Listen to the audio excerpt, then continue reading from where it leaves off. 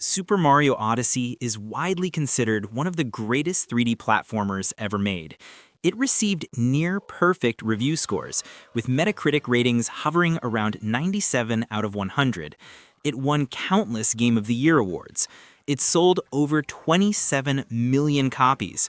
8 years later, it's still held up as the gold standard for modern platforming. But here's a question that makes some people uncomfortable.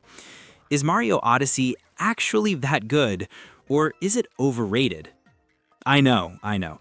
Questioning Odyssey's quality feels like gaming blasphemy. The critical consensus is overwhelming. The sales numbers are massive. The fan reception is glowing. How could it possibly be overrated? But critical consensus doesn't mean immunity from criticism. Sometimes the hype around a game can exceed what the game actually delivers. Sometimes nostalgia, brand loyalty, and momentum carry a game's reputation beyond what it objectively deserves. I'm going to examine Mario Odyssey critically and honestly, looking at both its genuine strengths and its real weaknesses. By the end, you'll understand whether Odyssey truly deserves its legendary status, or if it's been elevated beyond what it actually achieves. Let's start with what Odyssey does exceptionally well, because dismissing its strengths would be dishonest. What Odyssey gets right. Mario Odyssey has undeniable strengths that justify much of its praise. The movement is exceptional. Mario controls beautifully, with responsive inputs, satisfying physics, and a deep moveset that rewards mastery. The core act of moving through Odyssey's worlds feels good, which is fundamental for any platformer. Cappy and the capture mechanic is genuinely innovative. Possessing enemies and objects to gain their abilities creates gameplay variety that keeps the experience fresh. This isn't just a gimmick, it's a core mechanic thoroughly explored throughout the game. The kingdom variety is impressive, from the noir-styled Cap Kingdom to the photorealistic Metro Kingdom to the vibrant Luncheon Kingdom. Each world has distinct visual identity and thematic coherence. The game respects player skill variance. Casual players can complete the story with relatively easy power moons. Hardcore players can pursue brutally difficult post-game challenges. This accessibility without compromising depth is admirable. The production values are excellent. The music is catchy and memorable. The art direction is colorful and appealing. The technical performance is stable, despite the Switch's hardware limitations. These strengths are real and significant. Odyssey is objectively a high-quality game, but being high quality doesn't mean it deserves the near-unanimous masterpiece status it received. So what are the problems? The Power Moon problem, quantity over quality. Odyssey contains 880 Power Moons.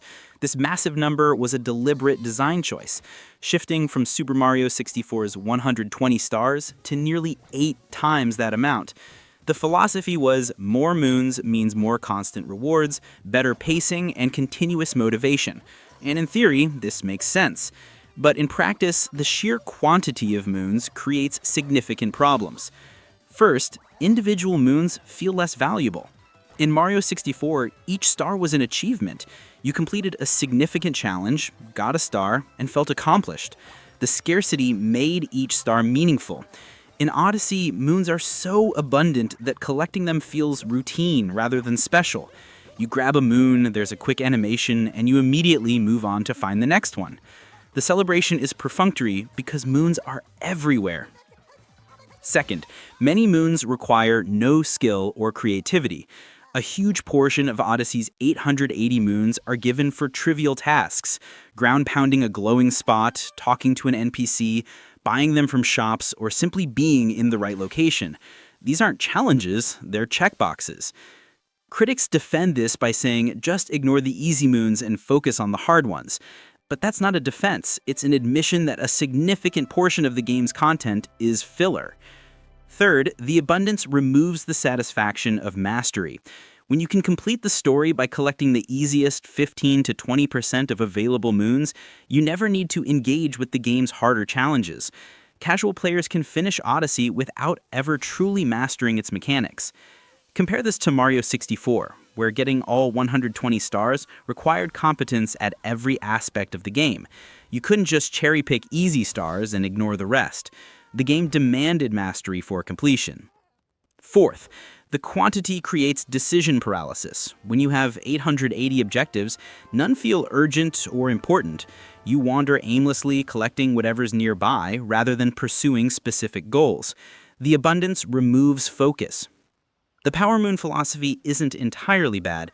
It does create better moment-to-moment pacing, but it comes at the cost of making individual achievements feel less meaningful. That's a significant trade-off that defenders often gloss over.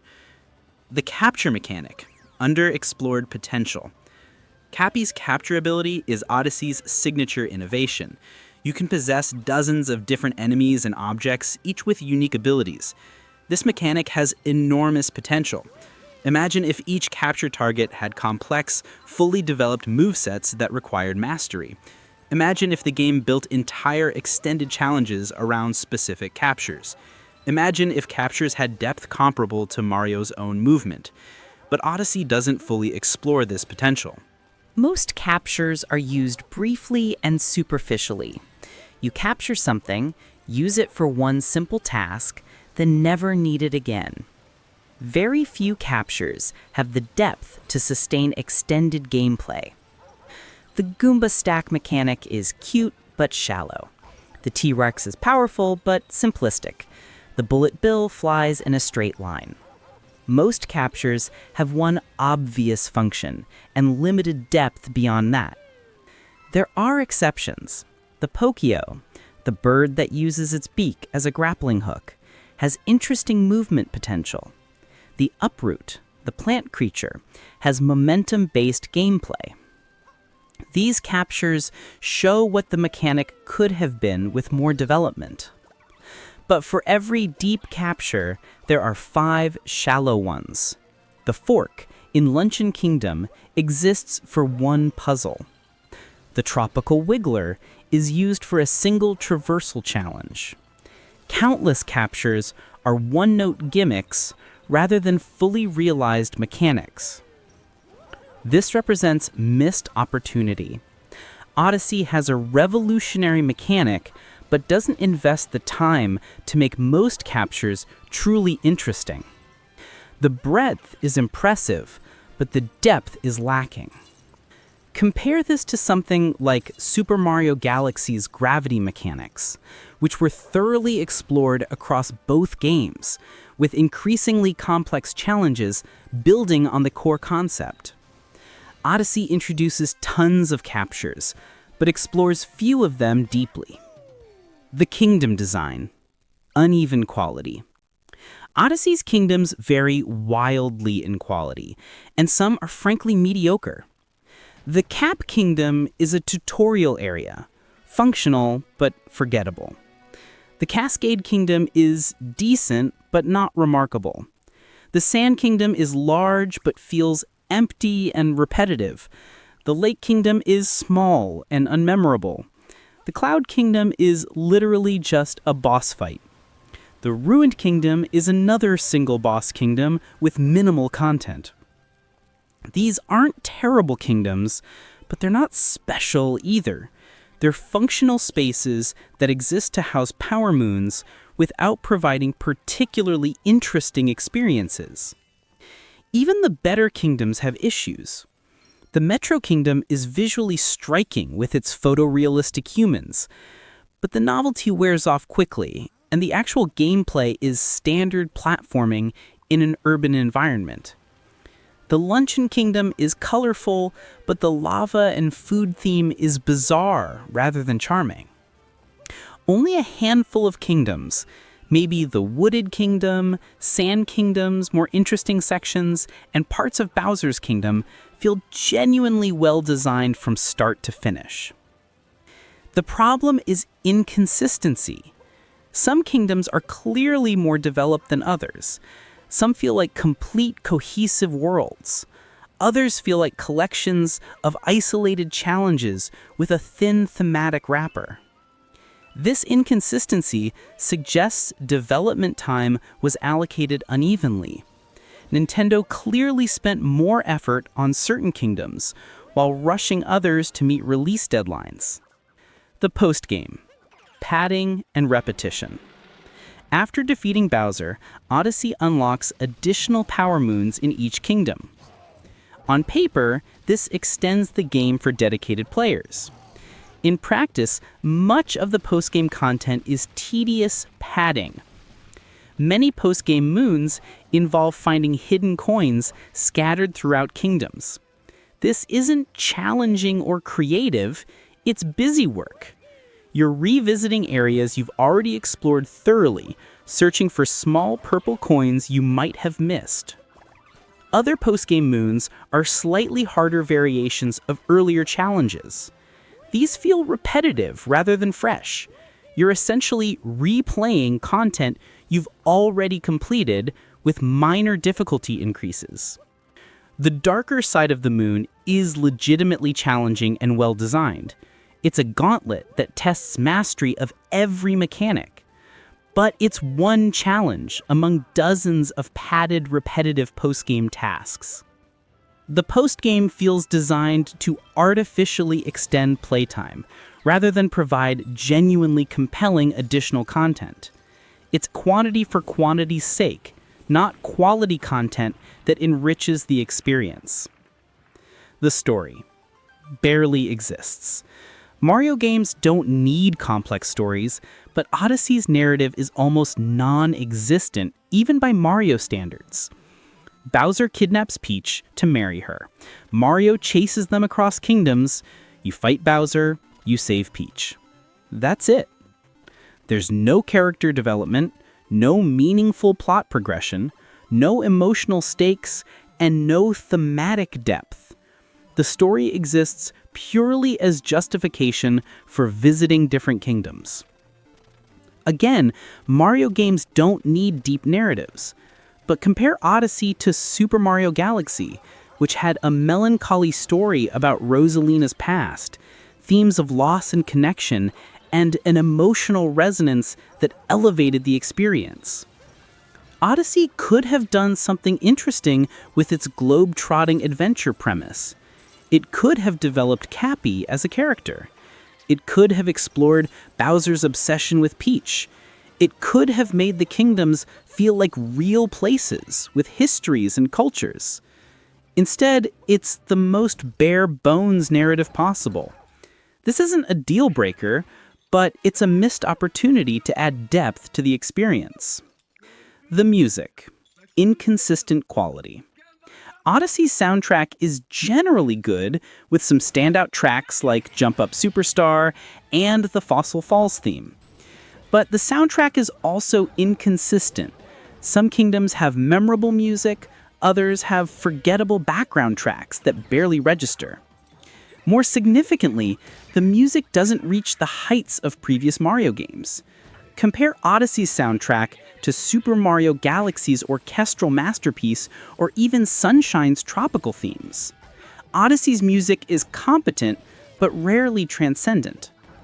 The vocal track, Jump Up Superstar, gets massive attention, but it's also divisive.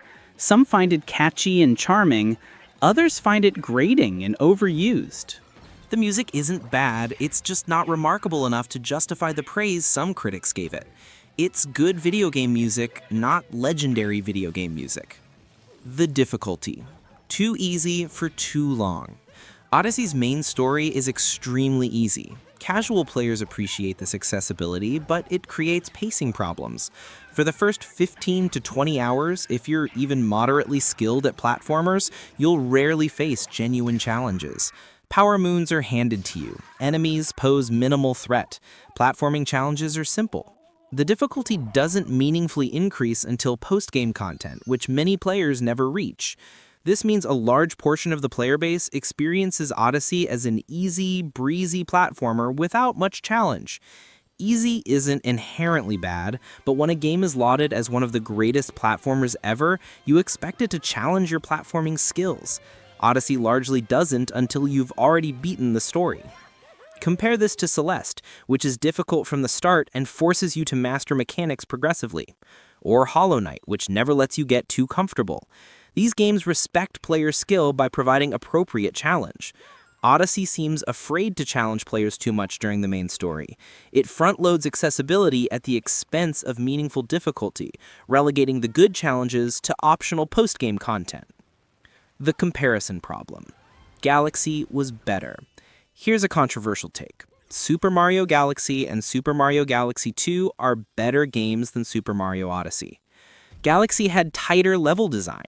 Every galaxy was carefully crafted with specific design goals. There was no filler. Every star required completing a meaningful challenge.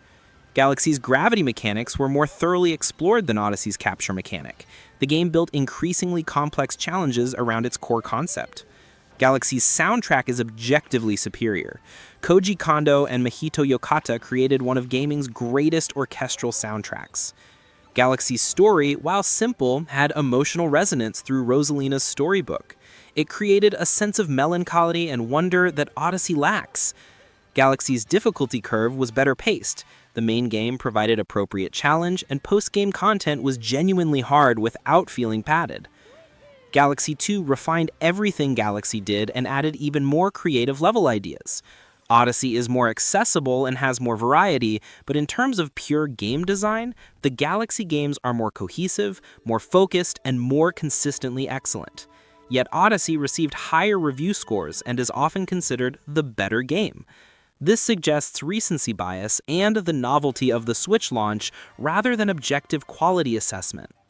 The open world problem. Not actually open. Odyssey is marketed as open world, but it's not really open in any meaningful sense.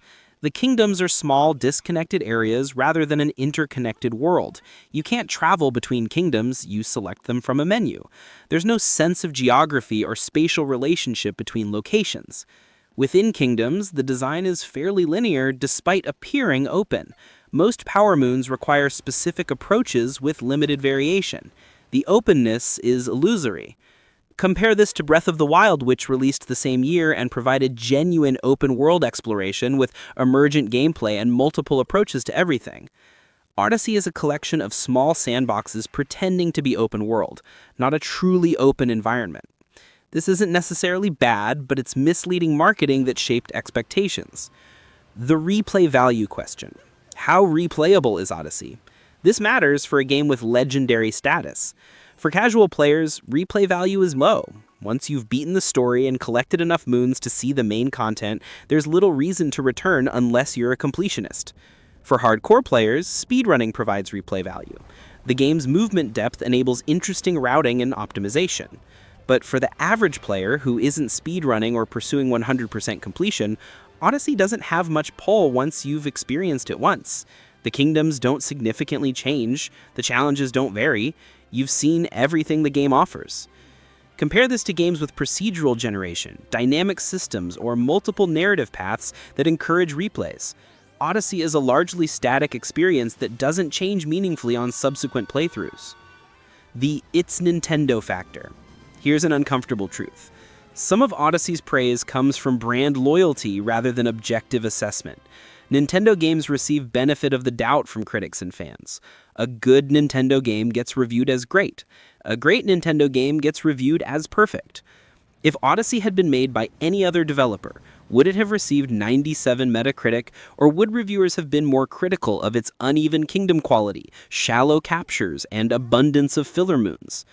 The brand halo effect is real. Nintendo's reputation for quality creates expectations that color how their games are received. Reviewers don't want to be the person who gave Mario a mediocre score. This doesn't mean Odyssey is bad, it's genuinely good, but it suggests some inflation in scores based on developer reputation rather than purely on the game's merits. So, is it overrated? After examining Odyssey critically, here's my conclusion. Yes, Super Mario Odyssey is somewhat overrated, but it's still a very good game. Odyssey deserves praise for its movement, capture mechanic, production values, and accessibility. These are real strengths that make it an enjoyable experience. But it doesn't deserve the near-universal masterpiece status it received. The Power Moon bloat, shallow capture exploration, uneven kingdom quality, lack of challenge, and minimal replay value are real flaws that somehow got overlooked in the critical love fest. A fair score for Odyssey would be 8.5 to 9 out of 10. Very good to excellent, but not perfect. The 97 Metacritic it received represents inflation driven by brand loyalty, launch timing, and critical consensus rather than objective assessment. Odyssey is a good Mario game. It's even a very good Mario game, but it's not the greatest 3D platformer ever made. It's not superior to the Galaxy games. It's not a flawless masterpiece deserving universal acclaim. It's a strong entry in a legendary franchise with clear strengths and clear weaknesses. That's still impressive, but it's not the transcendent achievement critics claimed. The nuance. Here's the nuance. Something can be both overrated and good simultaneously. Overrated doesn't mean bad. It means the praise exceeds what the product deserves. Odyssey deserves significant praise, just not universal, uncritical acclaim. The game is excellent at what it prioritizes: accessibility, variety, and moment-to-moment fun. It's weaker at depth, challenge, and consistent quality. For players who value accessibility and variety, Odyssey might genuinely be a 10 out of 10 experience. For players who value depth and challenge, it might be an 8 out of 10. The problem is that critics treated it as objectively perfect rather than subjectively excellent for certain priorities. This created unrealistic expectations and prevented honest discussion of its flaws. The bottom line. Super Mario Odyssey is a very good 3D platformer with excellent movement, innovative mechanics, and broad appeal. It deserves recognition as a quality entry in Mario's storied franchise. But it's overrated. The near-perfect review scores, the greatest platformer ever claims, and the absence of critical examination represents inflation beyond what the game actually delivers. Odyssey has too much filler content, too many shallow mechanics, too many mediocre kingdoms, and too little challenge to justify its legendary status. It's a good game that received great game praise. That doesn't mean you shouldn't play it or that you can't love it, but it does mean we should be honest about its flaws, rather than pretending perfection where none exists. 8 years later, Odyssey remains very good. But very good isn't the same as perfect, no matter how many critics said otherwise. The question isn't whether Odyssey is good, it clearly is. The question is whether it's as good as everyone claimed. And the honest answer is, not quite.